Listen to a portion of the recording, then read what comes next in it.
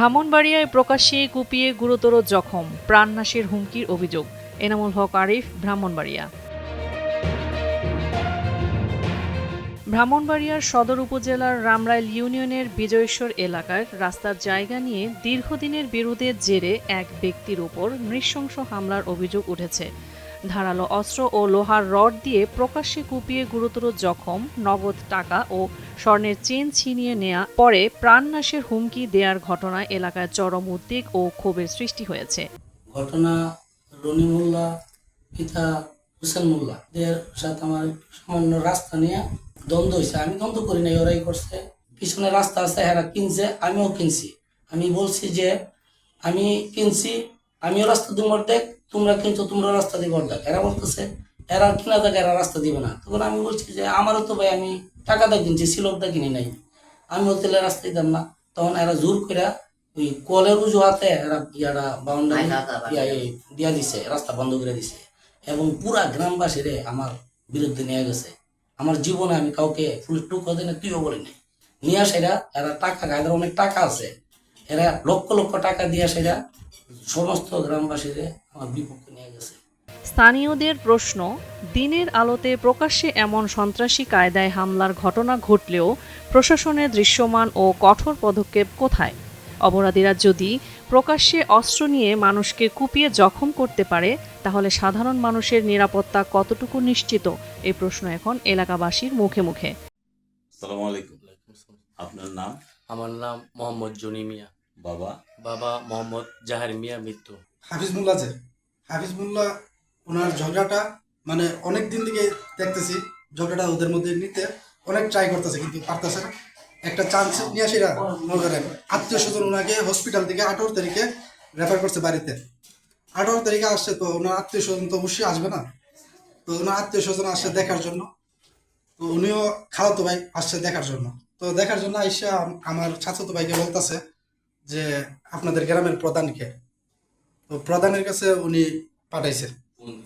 তো প্রধানে বলছে যে আমি তো দরবার সম্পূর্ণ শেষ করে দিছি, মাসুক মোল্লার সাথে যোগাযোগ করে।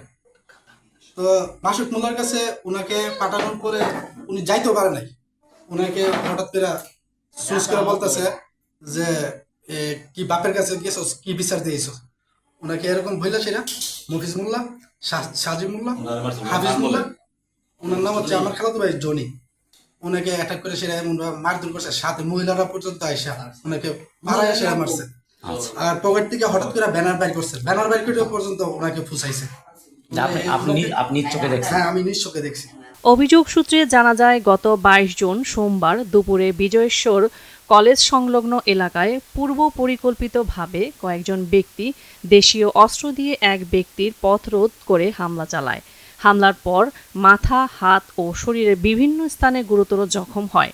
পরে স্থানীয়রা তাকে উদ্ধার করে ব্রাহ্মণবাড়িয়ার সদর হাসপাতালে ভর্তি করেন। আমি আমার বাড়িতে দোকান থেকে বলতেছি, আম্মা বলতেছে তোমার খালাতো ভাইকে নিয়ে আসছে ঢাকার থেকে।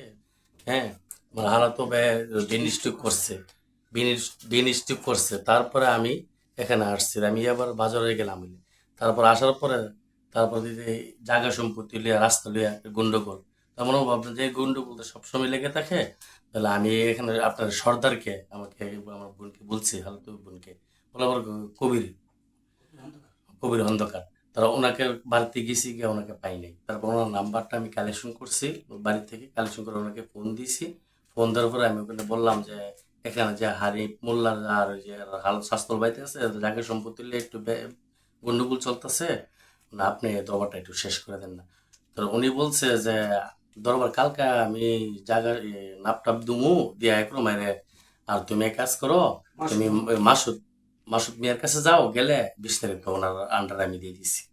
তারপরে আমি যাইতেছি রাস্তায়, যার আমি মাসুদ মিয়ার কাছে যাইতেও পারি নাই, আমি একা ছিলাম।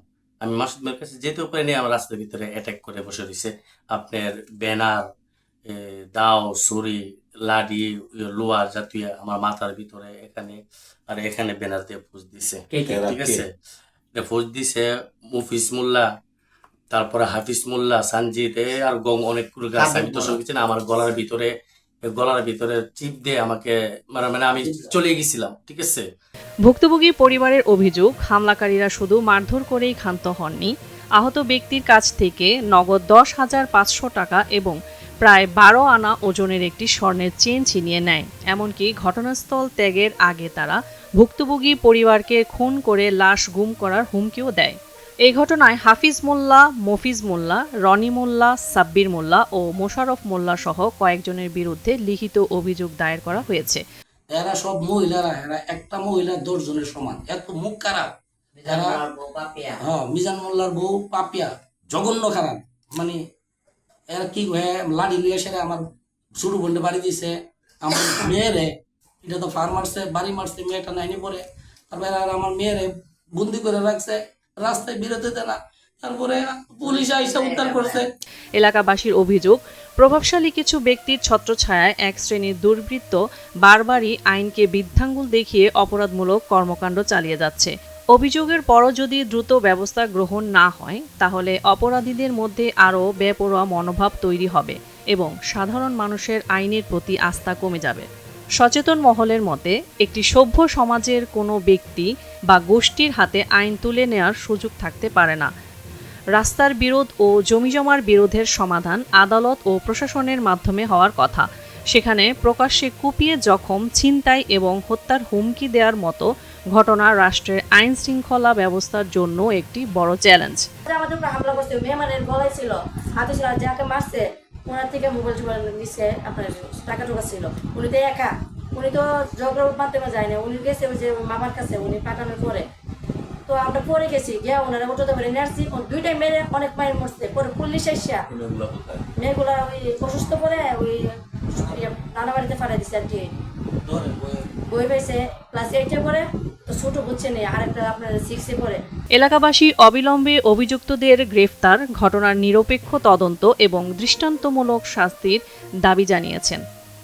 একই সঙ্গে তারা প্রশাসনের প্রতি আহ্বান জানিয়েছেন যেন কোনো প্রভাবশালী মহলের চাপ বা তদবিরের কাছে নতি স্বীকার না করে আইনের শাসন প্রতিষ্ঠায় কঠোর অবস্থান নেওয়া হয়। প্রশ্ন একটাই, একজন মানুষ প্রকাশ্যে কুপিয়ে গুরুতর জখম হওয়ার পরেও যদি অপরাধীরা নির্বিঘ্নে ঘুরে বেড়ায় তাহলে সাধারণ মানুষের ন্যায় বিচার পাবে কোথায়? এখন সেই উত্তর দেওয়ার দায়িত্ব প্রশাসনের। আমেনা সোনিয়া, সারাবেলা নিউজ, ব্রাহ্মণবাড়িয়া।